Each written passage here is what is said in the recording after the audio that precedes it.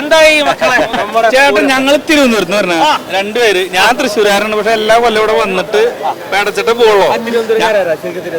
ഞാൻ ഇവ കണ്ണൂർ, അവിടെ തിരുവനന്തപുരത്ത്. ആദ്യമായിട്ടാണ് ഈ പൂരം കാണാൻ വരുന്നത്. പക്ഷെ പൂരത്തിന്റെ വൈബ് എന്ന് പറഞ്ഞു കഴിഞ്ഞാൽ വേറെ ലെവലാണ്.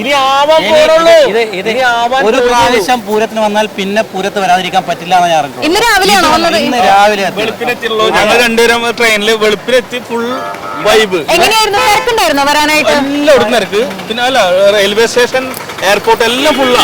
ട്രെയിൻ ഒന്നും കിട്ടില്ല. പക്ഷെ നമ്മള് ഭയങ്കര എക്സൈറ്റ്മെന്റിലായിട്ട് വന്നത്. ഇനി കാണാൻ പോണ നമ്മുടെ ഒരുപാട് ചടങ്ങുകളുണ്ട്. അതിൽ കുടമാറ്റം വരെയുള്ള ചടങ്ങുകൾ ഇങ്ങനെ കണ്ടുകൊണ്ടിരിക്കുമ്പോൾ പകൽപ്പൂരത്തിന്റെ ചടങ്ങുകൾ എന്താ പറയാ, വലിയൊരു ഫീലിലേക്കാവും. പൂരം എന്ന് പറയുന്നത് വേറെ ലെവലാണ്. മനസ്സിലായി? ഇവിടെ ചൂടില്ല, ക്ഷീണമില്ല, നമുക്ക് വേറെ ഒരു പ്രശ്നങ്ങളും നമ്മള് പണക്കാരില്ല, പാവപ്പെട്ടവരില്ല, എല്ലാവർക്കും ഒരേ ഒരു വികാരം.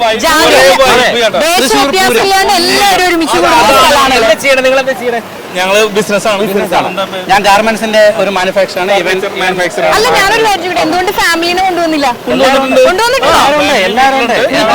കുറച്ച് കഴിഞ്ഞിട്ട് ഉച്ച കഴിയുമ്പോൾ എല്ലാവർക്കും നമുക്ക് കണ്ണൂർ എവിടെയാ? ഞാൻ കണ്ണൂർ ഇരിട്ടിയാണ്.